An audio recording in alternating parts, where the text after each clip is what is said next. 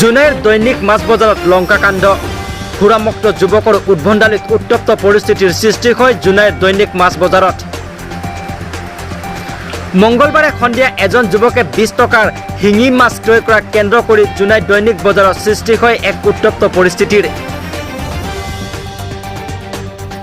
জানিব পৰা মতে মাছ ব্যৱসায়ীয়ে 600 টকীয়া শিঙি মাছ 20 টকাৰ দিবলৈ অসুবিধা হোৱা বুলি কোৱাত যুৱকজন দিবই লাগিব বুলি আখুৰগোচ হৈ ব্যৱসায়ীজনৰ দাখন কাঢ়ি লৈ উদ্যত হৈ আক্ৰমণ কৰিবলৈ।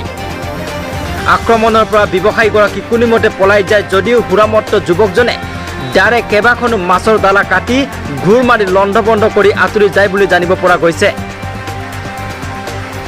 ইয়াৰ পিছতে জুনাই আৰক্ষীক খবৰ দিয়াত ঘটনাস্থলত উপস্থিত হৈ আৰক্ষী তদন্ত অব্যাহত ৰাখে।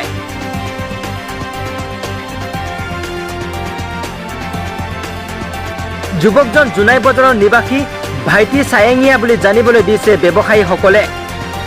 উদ্ভণ্ডালী যুৱকজনে প্ৰায় 5-6খন মাছৰ ডালা আৰু কেইবা হাজাৰ টকাৰ মাছ অনিষ্ট কৰা বুলি অভিযোগ তুলিছে ব্যৱসায়ীসকলে। ইফালে ব্যৱসায়ীসকলে দোষী যুৱকজনক উচিত শাস্তি প্ৰদান কৰিবলৈ দাবী জনাইছে জুনাই আৰক্ষীক।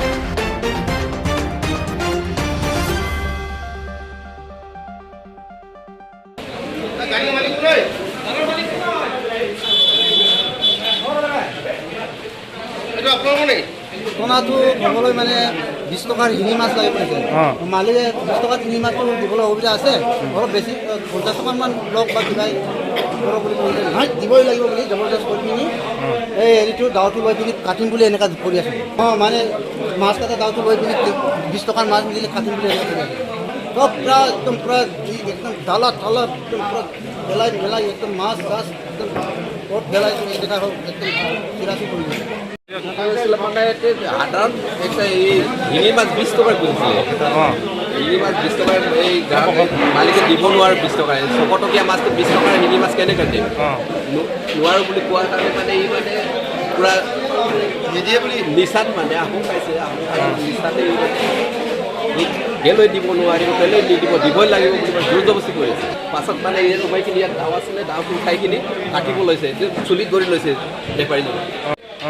তাৰপিছত আকৌ তেলাতেলি হোৱাৰ পিছত এই আকৌ দৌৰি গৈ এইখিনিৰ পৰা মিঠা এখন আনি কিনি দালাখনে লণ্ডভণ্ড কৰাই দিলে মাছ তাত চব পেলাই দিলে।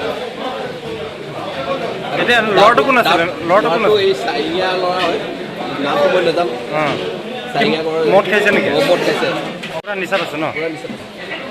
দাবো লোৱাৰ কাৰণে আমি মানে ওচৰত যাব নোৱাৰা হ'ল। মাছ চাছ পেলাই দিলে।